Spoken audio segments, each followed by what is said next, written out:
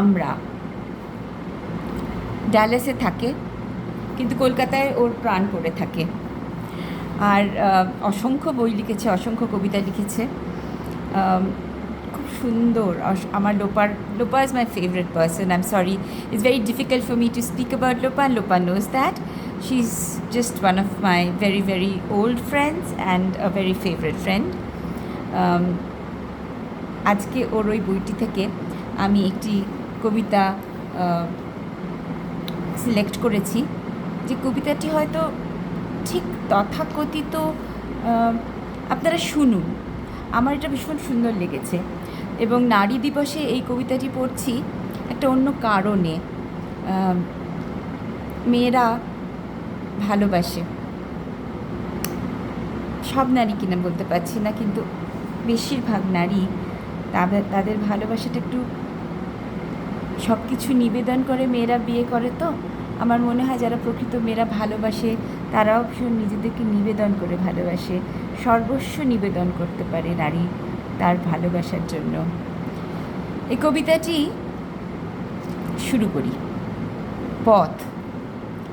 অনেকটা পথ পুড়তে পুড়তে তোমার কাছে পৌঁছে বিত শোক বিত ভয়ে আমি জানলাম মধু যৌবনের রক্তে মিশেছিল বিষের উত্তরাধিকার।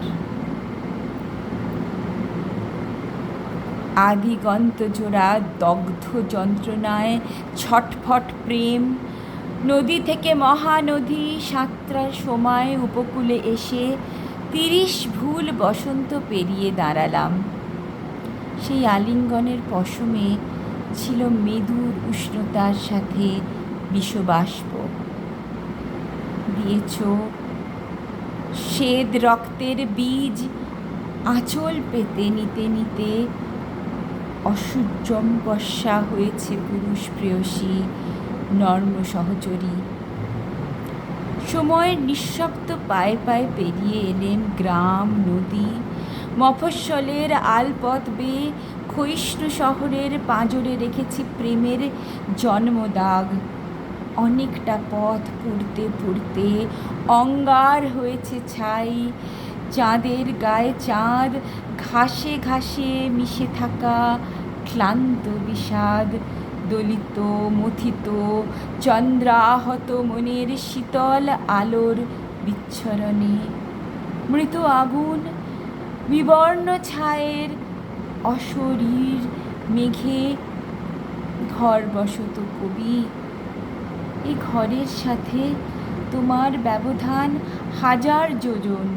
সুখ যন্ত্রণার আলো ছায়ার অন্ধি সন্ধিতে আমার আগুনে জলে পৃথিবীতে প্রেমের বাধ্য ভূমিতে পুরুষ তোমার পঞ্চজনের অহংকারে টেনে নিয়েছিলাম কাছে।